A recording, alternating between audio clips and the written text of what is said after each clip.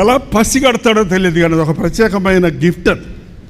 రాబోయేదాన్ని పసిగడతాడు, హెచ్చరిస్తాడు. మొహమాటం లేదు, ఎవడైనా సరే మొహమాటం లేదు. ఏంటంటే అదొక ప్రత్యేకమైనది. మా రెండో కుమారుడు గురించి ఆయనే చెప్పుకున్నాడు ఇప్పుడు దాకా. ఈయనకు ఒక పేరుంది మా ఇంట్లో, నీ ముద్దుల కొడుకు అంటుంది నా భార్యని. ఎప్పుడు ఎంట పెట్టుకున్నాను, ఎందుకంటే ఈ ముద్దుల కొడుకుని ఎవరిని ఎత్తుకుపోతారేమోనని, సైతాన్ని ఎత్తుకుపోతేమోనని. అయినా కూడా తప్పించుకొని తిరిగారని ఇప్పుడు చెప్పింది చూస్తే నాకే ఆశ్చర్యం వేసింది. బట్ దేవుడు వదిలిపెట్టాడు కదా.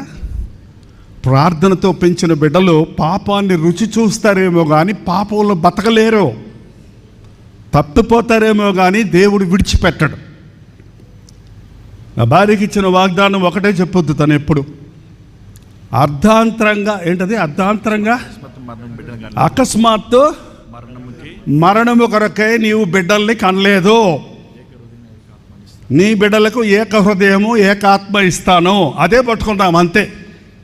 ఎటువంటి పరిస్థితుల్లో కూడా నేను బాధపడుతున్నా కూడా తను వదిలిపెట్టదు. నేనైతే నాకు తెలియదు ఎన్ని రాత్రులు నా బిడ్డల కోసం తిండి తినకుండా నిద్ర పోకుండా మూలుగుతున్నాను. ఒకవేళ కొడుకులకు కూడా పూర్తిగా తెలియదు, నా భార్యకు తెలుసా లేదా చెప్పు. సోఫాలో కూర్చొని ఏడుస్తుంటే పక్కన నిలబడి ఎంతసేపు ఏడవదు, ఊరుకోమందు.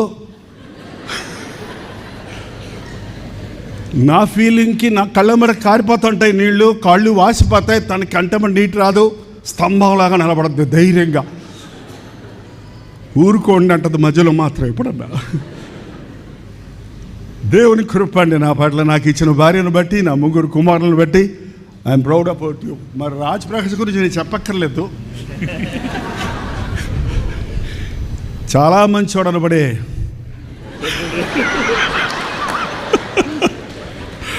నువ్వు కూడా అప్పుడప్పుడు మెసేజ్ల్లో చెప్తుంటేనే ఇట్లా అవునా అనిపిస్తుంది నాకు.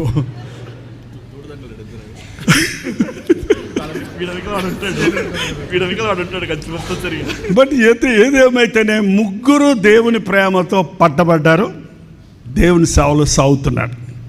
కాబట్టి ఆయన చాలా సంతోషం. ముగ్గురు ఒకసారి రండి.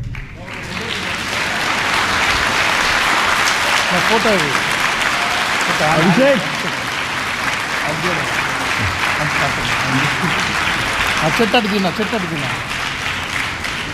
చేస్తారు రాదు. ఒకసారి photo తీసినండి.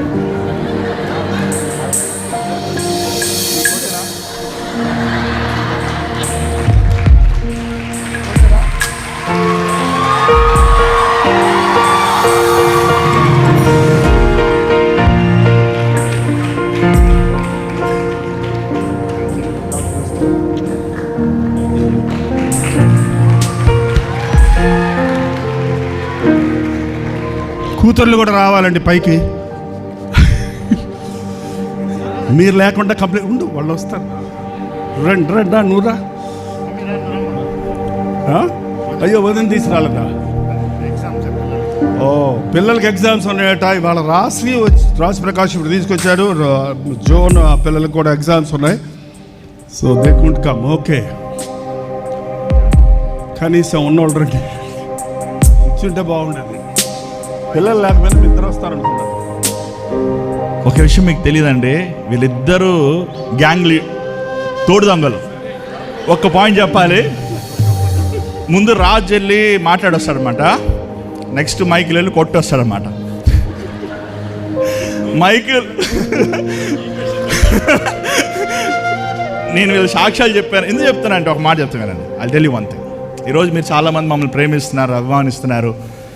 You see that grace and all that love God has kept on us. మేము సేవ చేస్తున్నామంటే, ఐ ఆల్వేస్ టెల్ దిస్, వీధులను పిచ్చుకు కూడా సేవ చేయొచ్చండి. ఇది కేవలము దేవుని కృప అండి. Only because of God's grace.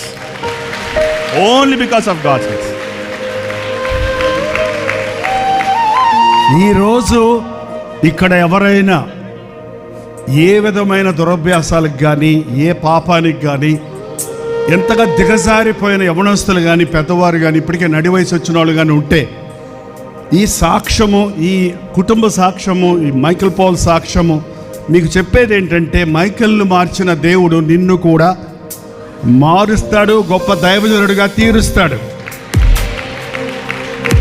దయచేసి మీ పిల్లలు తిరుగుబాటు చేస్తుంటే, లోబడకపోతే వాళ్ళని వదిలిపెట్టొద్దు. వాళ్ళని మీ ప్రార్థనతో వెంటాడండి, ప్రభు వారిని పట్టుకొస్తారు. హల్లెలూయా. మా పెద్దల్ని ఎక్కువ భయపెట్టేస్తున్నాడు. నేను ఒక మాట కంక్లూడ్ చేయాలని ఆశపడుతున్నాను. చెప్పచ్చా? మా పెద్దనే చెప్పే సంగతి అంతా మా యవన కాలంలో ఉండే. It's around 1998, 1999, 2000. ఆయన చెప్పిన రీతిగానే గొడవ అంటే మా నాన్నగారు మమ్మల్ని మామూలు స్కూల్లో పెంచారు. సో ఆల్మోస్ట్ స్లమ్, ఆ రకం గ్యాంగ్. సో ఇంకా ఎలా పెరుగుతారో మీకు తెలుసు, అర్థమైంది కదా. సో బట్ దెన్ మా అన్న చెప్పింది 100% వాస్తవమే. ఏదన్నా పక్కన ఉండేవాళ్ళు, మీ ఇద్దరు బెస్ట్ ఫ్రెండ్స్ అని చెప్పాం కదా. కానీ ఇంకొకటి చెప్పలేదు ఆయన, అది చెప్పాలని ఆశపడుతున్నా. మేము రక్షించబడతాం వరకు పాపం, కానీ రక్షించబడిన తర్వాత ఏంటి తెలుసా? మా నాన్నగారు ఇక్కడ ఉన్నారు కాబట్టి సాక్ష్యం ఇస్తారు. సేవ. మేమిద్దరం కలిసాం, ఇంకో కొట్టని మీటింగ్ లేదు. 100 మీటింగ్లా కొట్టు. నా లెక్క ప్రకారం he is the man power, I'm the mouth and the brain power. So నేను క్యాలిక్యులేషన్ వేయాలి, ఆయన మార్క్ చేసి చూపిస్తాడు. సో యా, ఆ రోజులు కూడా ఒక నెయ్యాలంటే బుర్ర నాది పని అయింది. కానీ అది మారిన తర్వాత, రక్షించబడిన తర్వాత సేవ. ఇప్పుడు సాతాన్ని పోరాడతాం. ఈరోజు మేము సాతాన్ని పోరాడే warriors, no doubt about it. But then ఒక మనిషిలో ఏది బలము చూసి అపవాది దాన్ని పెట్టే పాడు చేద్దామని చూశాడు. దేవుడు అదే మరలా మలిచి ఆయన రాజ్యం వరకు నిలబెట్టి వాడుకుంటున్నాడు. అందుకని ఈరోజు మేమైతే తెగిస్తాం. దేనికంటే తగ్గిస్తాం? మా సాక్షులు, అత్త సాక్షులే ప్రాణం కూడా లెక్క చేయమరా అంటాం. సో అందుకని సువార్త అంత ధైర్యం చేస్తాం. ఒకప్పుడు లోకంలో అలా దూరి చేసిన వాళ్ళని ఈరోజు దేవుని వరకు ఏది థింక్ నథింగ్ ట్వైస్. సో దేవుడు మమ్మల్ని అన్నిట్లో మలిచి ఈరోజు ఇలా నిలబెట్టాడు. సో వీఆర్ రైట్ నౌ 41, 40 అంటే ఈ సంవత్సరం సెప్టెంబర్ తర్వాత 42లే వదిలే. మా పెద్దను ముందే తొందరగా మర్చిపోతాడు. But then yeah, we're almost there. ఈ సంవత్సరం 39. But now here we're. నా 13 సంవత్సరాలు అన్న మాట్లాడింది. కానీ వన్స్ క్రీస్తుకు సమర్పించుకున్న తర్వాత తొట్రలు లేదన్నది చెప్పాం, తొట్రలం. కానీ పడనంలో దేవుడు అప్పుడు నుండి ఇప్పుడు వరకు, మీకు తెలుసో లేదా, 2007లోనే మేము ఉద్యోగ సభలు ఫస్ట్ క్రీస్తు కొరకు నిలబడతాం స్టార్ట్ చేసాం. 2007 నుండి ఈ రోజు వరకు దేవుని కొరకు రోషంతో పోరాడుతున్నామండి. దాన్ని బట్టి దేవునికే మహిమ కలుగును గాక. ఎంతమంది అండి విజయవాడలో బిషప్ అజ్రాయాలో గ్రౌండ్స్లో మీటింగ్ జరిగినప్పుడు, పెరడ్ గ్రౌండ్స్లో జరిగినప్పుడు, ఇంకా బెసన్ అదేంటి ఇప్పుడు నన్ను పెట్టారు లైలా కాలేజ్ కాపురంలో, ఆ రోజుల్లో మీటింగ్స్ ఎంతమంది వచ్చేవారు తెలుసండి? మీరేనా? మినిమం 1,00,000, లిటరల్గా లెక్క పెట్టితే 1,00,000. కుర్చీలు ఉండవు, అందరు తోసుకొని కూర్చోవాలి. అలాంటి 100 మీటింగులు పెట్టాము. నాకేం తెలియదు, నేను ప్రసంగం చేయడానికి వస్తాను అంతే. మొత్తం స్టేజ్ ప్లానింగ్, అంతమందికి sound planning, lighting, as Raj చెప్పినట్టుగా తన ప్లాను, మైకేల్ తనతో ఉన్న కుర్రోళ్ళందరినీ బలపరుచుకొని వీళ్ళందరూ కలిసి ఆ మీటింగ్స్లో అన్ని మీటింగులు పెట్టగలిగాం. ఇప్పుడు అలాంటి మీటింగులు నేను పెట్టలేకపోతాను, ఎందుకంటే వీళ్ళు నాకు వేరైపోయారు.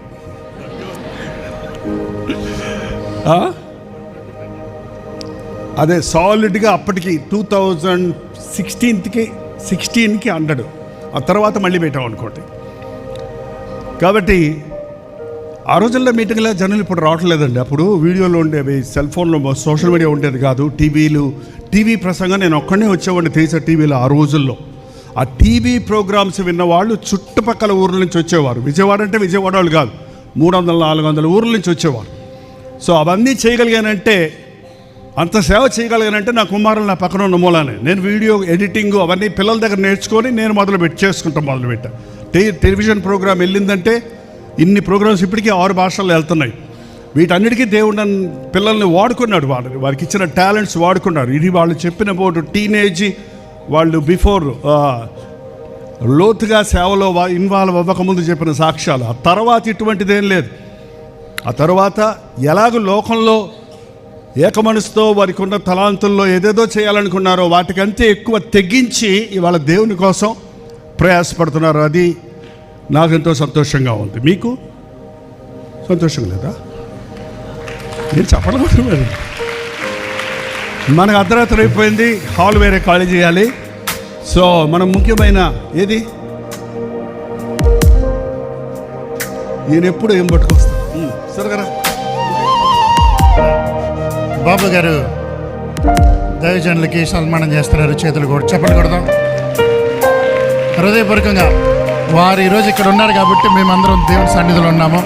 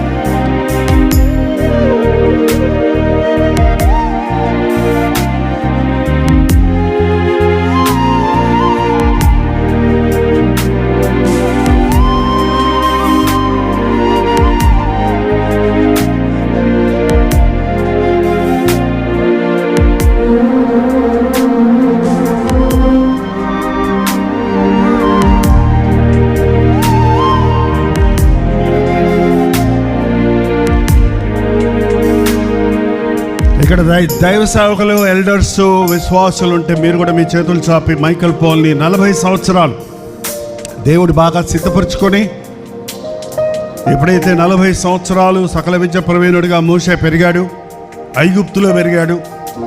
ఆ తర్వాత 40 సంవత్సరాలు అరణ్యంలో దేవుని చేతుల్లో నలిగాడు.